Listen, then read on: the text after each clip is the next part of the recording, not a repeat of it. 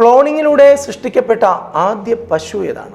ക്ലോണിങ്ങിലൂടെ സൃഷ്ടിക്കപ്പെട്ട ആദ്യ പശുവിൻ്റെ പേരാണ്, പശു വിജയപ്രതീകമാണ്. വിജയത്തിന് വിക്ടറി എന്ന് പറയും. Victoria, Victoria, Victoria. കണ്ടോ?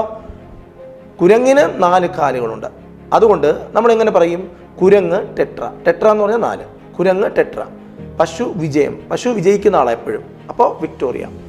എരുമയുടെ പേരാണ് സംരൂപ. എരുമയുടെ പേര് നമ്മൾ ഒരിക്കലും മറക്കത്തില്ല. എന്തുകൊണ്ടാണ് അത് മറക്കാത്തതിൻ്റെ കാരണം? ഇന്ത്യയിൽ ക്ലോണിങ്ങിലൂടെ ജനിക്കുന്ന ആദ്യ ജീവിയാണ് സംരൂപ എന്ന എരുമ.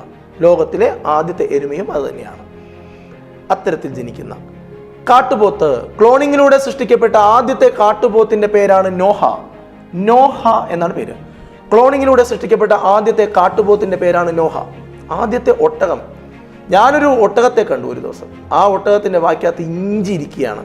ഇഞ്ചാസ്, ഇഞ്ചാസ് എന്നാണ് പേര്. അപ്പോൾ ക്ലോണിങ്ങിലൂടെ സൃഷ്ടിക്കപ്പെട്ട ആദ്യ ഒട്ടകത്തിന്റെ പേരാണ് ഇഞ്ചാസ്. അപ്പോൾ ഒട്ടകത്തിന്റെ വായിൽ എന്തോന്നാ? ഇഞ്ചി ഇരിപ്പുണ്ട്. അപ്പോൾ ഒട്ടകം ഇഞ്ചാസ്. മുയൽ, മുയൽ, മുയൽ, മുയൽ. നോക്കൗട്ട്, നോക്ക് ഔട്ട്, നോക്കൗട്ട്, നോക്കൗട്ട് എന്നാണ്.